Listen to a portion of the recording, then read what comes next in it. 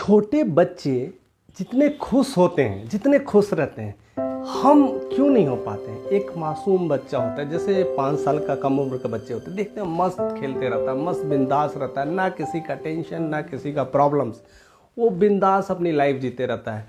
जैसे जैसे बच्चे हम बड़े हो जाते हैं, जस्ट लाइक एडल्ट हो जाते हैं, हमें हज़ार तरह की समस्याएं होती हैं, हम हज़ार तरह के टेंशन से उलझ जाते हैं और अब कहीं ना कहीं अपनी हैप्पीनेस को खो देते हैं, कहीं ना कहीं अपनी खुशी को खोने देते हैं।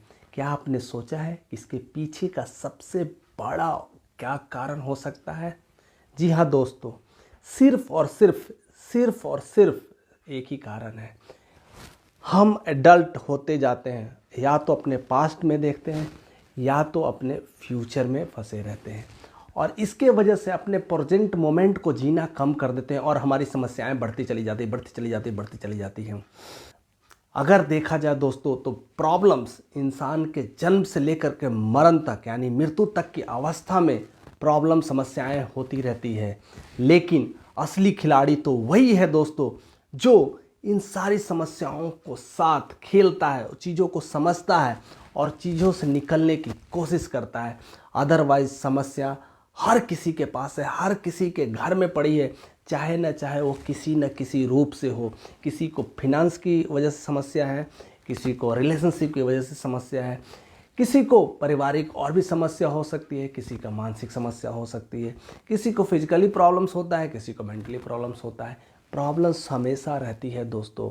अब डिपेंड हम पे करता है, हम इस प्रॉब्लम्स को कैसे टैकल करें और इस चीज़ों को हम कैसे रूबरू करें और इस चीज़ों को कैसे जानें। और जैसे जैसे आप जानते चले जाते हो, आपकी समस्याएं कम होती ही जाती है।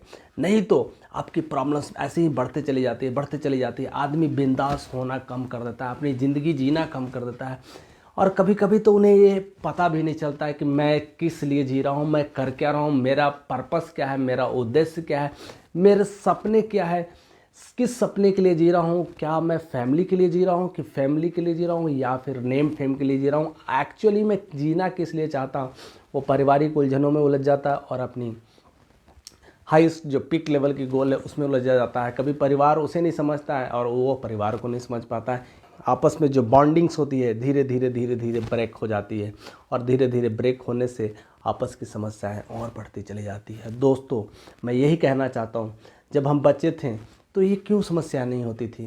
क्योंकि हमारी जिम्मेदारी शायद नहीं थी, या कि हम पास्ट और फ्यूचर में नहीं देखते थे, काम का प्रेशर्स नहीं होता था। अब वो सारे चीज़ों को प्रेशर्स लेने लगे हैं, उस चीज़ों को खुल के नहीं जी रहे हैं, क्योंकि हम काम करने वाले जो लोग हैं, लगता है कि हम इंडिपेंडेंट नहीं हो पा रहे हैं, हम किसी तरह से जी नहीं पा रहे हैं, अपनी ज़िंदगी को रिहर्स नहीं कर पा रहे हैं। तो दोस्तों, कुछ टाइम्स आप अकेले में बिताएं, कुछ टाइम्स आप गार्डन में बैठे, कुछ टाइम्स अगर मिले तो पहाड़ों में, वादियों में अपने आप को टाइम दे। या तो आप समुंदर के किनारे रहते हैं तो वहाँ जाएं, नदी के किनारे रहते हैं तो वहाँ जाएं। अपने आप को रीसाइकिल करें, अपने आप को री इन्वेंट करें, अपने आप को रीडिज़ाइन करें और जानें कि समस्याएं का कारण क्या है, हम क्यों समस्याएं उत्पन्न करते रहते हैं और धीरे धीरे इस बॉन्डिंग को ठीक करें। समस्याएं हटेगी दोस्तों, वो बादल छटेंगे दोस्तों, और जैसे जैसे छटते जाएगी वो फिर से उजाला आएगा और अब फिर से अंधकार मिटेगी और फिर से हम हेल्दी वेल्दी और स्वस्थ होंगे और रिलेशनशिप इम्प्रूव होंगी। लेकिन हाथ पे हाथ धर करके बैठने से हमें लाइफ में कुछ भी नहीं मिलने वाला है दोस्तों। सो आज के बाद से हम कोशिश करते हैं, या कोशिश यही होगी कि हम पढ़ें, आगे बढ़ें और कुछ ना कुछ एक्शन लेते रहें और हमें सफलता अवश्य मिलेगी। So thank you for watching this video.